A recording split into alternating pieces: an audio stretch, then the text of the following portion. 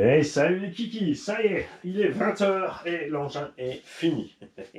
Les vidéos de montage arrivent, j'ai fait par étapes à Morteau, Cardan, Biellette, la boîte c'est un peu plus long, la vidéo dure 1 heure, parce que j'étais quand même fatigueuse. Mais on laisse, pourquoi recommencer et faire le montage parfait de la boîte. Parce qu'il faut se mettre à la place de monsieur tout le monde, comme ça tu vois les erreurs courantes, les trucs à pas faire. Et moi je trouve ça très bien, et en plus vous savez que je suis pas sensible du tout à la critique, positive ou négative, hein. Euh, c'est que constructif de toute façon, et c'est tout ce qui compte. L'engin est plus petit que ce que je pensais. C'est pas un MOX, hein. Je vais peut-être le vendre et acheter un MOX. On va commencer par les points négatifs. Alors les points négatifs pour moi, ce sont les ressorts de suspension d'origine qui sont beaucoup trop durs. Même avec les pistons indiqués, là, le machin, l'engin est très très dur, rebondit à mort, surtout à l'arrière. Moi j'ai monté des ressorts qui traînaient là d'un engin MST. Je ne sais pas ce que c'est, mais elles sont plus souples, tu vois. On descend un petit peu, ça c'est aussi l'effet bien sûr d'avoir rempli en négatif au niveau de la pression. On a ici exactement ce que font des desert cleasers. Ok.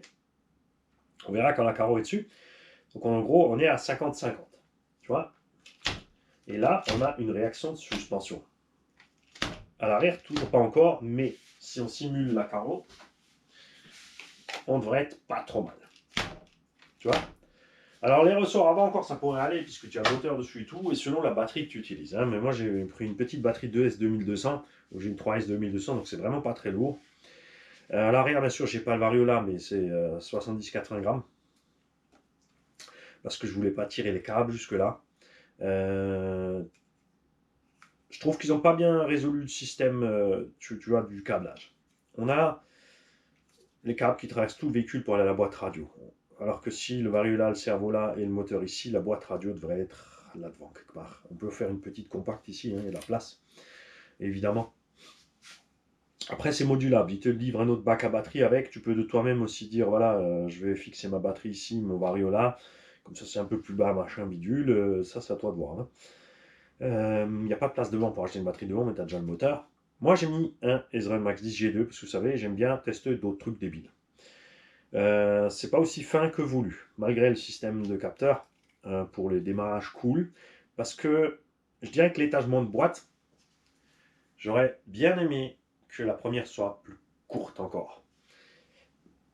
C'est comme sur le Summit. Sur le Summit, j'adore un fait, c'est que tu pars avec la Proms, tu peux vraiment crapahuter à donf, t'as pas de Vmax, et avec la 2, tu as quand même 60 km/h. En brushless 4S, je veux dire, hein. Et beaucoup de crapahuteurs n'ont pas ce truc-là. Ils sont genre à 4, 5, 6 km/h en Prums et 12 en 2. Là, on est réduit à 1,72. Hein. Donc, et la deuxième, elle est à 1,14, quelque chose comme ça. On a un gros écart entre les deux. Et ça me manque un petit peu là-dessus. Comme je l'ai dit, donc, on a le cardan arrière qui tourne à l'inverse de l'avant pour éviter le torque twist. On a un overdrive, donc l'avant tourne un petit peu plus vite. Et là, si tu regardes comme ça, tu vas me dire, mais t'as pas beaucoup de débattement de suspension. Mais il n'y a pas besoin d'un crapahiter, puisque quand tu roules, ben, ça lève un petit peu. Et ce qu'il doit faire, c'est pas travailler de ce sens en général, puisque on roule pas trop vite en général, on fait pas de saut et de machin, donc il n'y a pas besoin de grosse suspension ici. Ce qu'on a besoin, par contre, c'est que le pont puisse croiser tranquille. Hein. Sortie de la boîte avec les ressorts d'origine, à partir de là, l'engin, il baignait sur le côté. J'ai essayé, j'ai pas réussi à monter la boîte, il s'est cassé la gueule. Avec les ressorts comme ça, regarde jusqu'où j'arrive. Tu vois. Sans carreau, attention. Quand la carreau sera dessus, ça sera bien sûr une autre paire de manches, c'est sûr. On verra aussi si on laisse les ressorts MST devant quand la carreau sera dessus. Peut-être qu'on mettra les ressorts d'origine, à voir comment ça réagit. Hein. Parce que ça sera peut-être un peu beaucoup avec la carreau dessus. Bon, on peut augmenter un petit peu encore la précontrainte, c'est pas très grave. Ils sont vraiment super bons. Quelques points négatifs au moment du montage, vous allez voir, c'est qu'il y a des pièces que tu vas chercher, qui sont un peu répandues ailleurs dans le kit. Les vis, tu fais un tas, tu cherches. Bon, pour les gens qui ont l'habitude, la visserie, c'est pas un problème. Pour les débutants ou les gens qui n'ont pas l'habitude, ça peut être compliqué. Il y a des trucs aussi rigolos, c'est que la boîte radio est fixée avec deux vis M3 tête cylindrique. pas besoin, c'est une boîte radio. Je veux dire, du 2,5 aurait suffi, parce que partout ils te mettent des mini-vis. Tu vois, il y a des endroits où ils t'ont mis des vis tête boutons, et puis là tout d'un coup des grosses têtes cylindriques pour ça. Moi, pas comprendre. Le passage de vitesse se fait facile. Vous ne faites pas avoir avec le montage du cerveau dans le sens et la position où il est ici, et surtout réglez bien vos butées de radio. Hein. Si vous avez une radio qui n'a pas de butée réglable, ça peut être chaud. Ça peut être chaud parce que ça peut aller trop loin ou pas assez, mais il y a un sauve-cerveau qui fonctionne bien dessus, et on a encore un jeu sur le système lui-même. Donc ça devrait aller. Pour l'instant, c'est vrai que moi j'ai mis ça sur la Wi-Fi X9, j'ai laissé à 100%. Donc j'enclenche, clac, et je déclenche, clac. Pour l'instant, ça va. Comme c'est un cerveau standard, c'est vrai que c'est pas trop facile, pas trop sensible, et puis il va déformer le plastique. On réglera les butées à l'utilisation si besoin. On verra ça. J'ai roulé rapidement sur la route, donc ça va super bien avec le système anti-torque twist. Hein, l'engin, tu peux vraiment accélérer à fond. En deux, je prends un petit. Enfin, j'avais ici avec le pignon de 12. Là, j'ai monté un pignon de 11. Non, l'origine, c'est un 13. Moi, il me restait un 11. J'ai mis un 11. Dans l'idéal, il faudrait que je descende à 9. Parce que là, on est un peu trop brut en bas. Par contre, en VMAX, on était sympa, un petit 55 comme ça. Moi, ça me va bien. Et la tenue de route, mine de rien, sans la carreau, c'était assez sympa. Les pneumatiques, par contre, sont arrivés à être vraiment excellents. Là, sur le carrelage, je le mets contre la boîte, il grimpe la boîte. Il n'arrive pas à la monter, mais il prend et il arrive à partir au lieu de patiner. Donc, très content de ces pneus. Merci, tonton René, pour les jantes. Je suis très content de les avoir là, parce que du coup, elles vont servir ici. Maintenant, reste à peindre. Au début, je vous l'ai dit ce matin, un boulot de peinture chiadé. D'un autre côté, il y a pas mal d'éléments sur la carreau rapportés qui sont déjà noirs. On a la calandre, l'arceau, les portières. On a plein d'éléments déjà noirs, les sièges, tout ça. Donc l'un dans l'autre, j'ai pas besoin de faire un paint job de fou. On va faire une couleur unie et simple. Parce que ça lui va très bien. Je ne suis pas encore décidé sur la couleur. Au départ, j'étais parti sur rouge. Ça me plaît beaucoup. Après, je ne suis pas fan d'avoir des jantes de la même couleur que la carreau. J'aime bien les couleurs opposées. Mais j'aime bien les types rouges.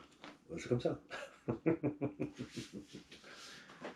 Ensuite, si tu veux que cet engin soit plus performant dans le tout-terrain, au lieu de mettre la carreau d'origine, tu utilises une carreau de n'importe quoi, qui est légère, qui pèse rien.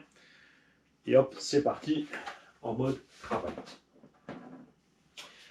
On verra ça sur le terrain. Mais après, moi, ce qui me plaît ici, c'est le look un peu réaliste, justement, le look global qu'il a, les suspensions, aller voir les vidéos, c'est vraiment sympa. Moi, c'est pas pour tout de suite. Il fait moche, il fait froid, j'ai pas préparé de quoi peindre, enfin, je vais me faire une petite cabine avec un chauffage que je peux laisser. J'ai une remorque devant qui est complètement fermée, en fait, capitonnée. Donc, je vais utiliser cette caisse. Je pense que je vais laisser la remorque. Je vais installer fixe dedans le chauffage. Je vais installer une aspiration fixe dessus. Et comme ça, moi, j'ai juste à ouvrir le couvercle, balancer une bâche sur moi. Donc, je serai face à ma cabine de peinture avec extraction dehors. Et genre, quand j'ai fini de peindre, j'ai juste à descendre le couvercle et laisser un peu la chaleur et l'évacuation travailler toute seule. Je ferai tout ça réglable, je vais faire ça bien. On va se marrer. On va faire simple au début, puis après, je pense qu'on va le perfectionner de façon comme une cabine professionnelle. C'est que tu arrives, tu mets en route, choisis ta température, ta puissance de soufflerie, et tu laisses préchauffer, et puis après, tu bosses. Je pourrais laisser aussi dedans, bien sûr, la peinture en préchauffage, comme ça, la peinture déjà n'est pas trop froide quand elle sort du truc. Je sais pas, j'ai des petites idées comme ça débiles en tête. J'ai récupéré un vieux lave-vaisselle aussi. On va installer un lave-vaisselle pour la pièce. Parce que c'est con, mais ça marche bien pour laver les pièces RC. Tu mets ça dedans, ça dégraisse à mort. C'est super propre. C'est Seven qui nous avait montré ça. Il nous a mis tout son X-Max dans le lave-vaisselle, pas entier, hein, démonté. Le machin est sorti comme un sous-neuf. Impressionnant. Donc voilà. Alors, maintenant, Mani, il faut peindre la carreau et ensuite on ira faire un essai. Alors, il faut que je trouve un endroit. On n'a pas de diff dans les ponts, bien sûr. Et j'ai pas encore le bon combo. Je pense que je vais échanger le combo. Parce que je pense pas que le pignon de 9, c'est le plus petit qu'on peut mettre, ça change vraiment grand chose à la réaction. Donc peut-être changer le combo. Parce que ce que j'hésitais, c'était de reprendre ce qu'on avait mis dans le Cross RC MOX, hein, le 3665 en 2400 kV. Ça allait, vous avez vu, les MOX arrivaient à crapahuter super doux. Là, on a 3300 kV. Peut-être là que c'est un peu trop, mais avec la réduction qu'il y avait dedans, non, ça devait être pas mal. J'ai un vieux moteur qui traîne aussi, encore un Just Stock 21.5. au moins pour crapahuter propre, pour pouvoir mettre ça. Non.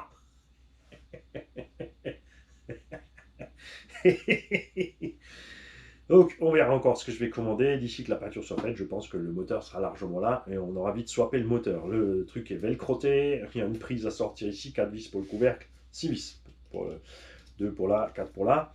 Une pour le moteur, 2 sur le moteur lui-même. Et franchement, ça prend 5 minutes pour swapper le système, ça va bien. Donc, on fera ça. Et s'il n'est pas encore là, ben, on fera l'essai avec ça. Celui-là, il n'est pas perdu, hein. Bien sûr, je l'ai pris parce que j'ai d'autres engins indices que je peux équiper avec ça.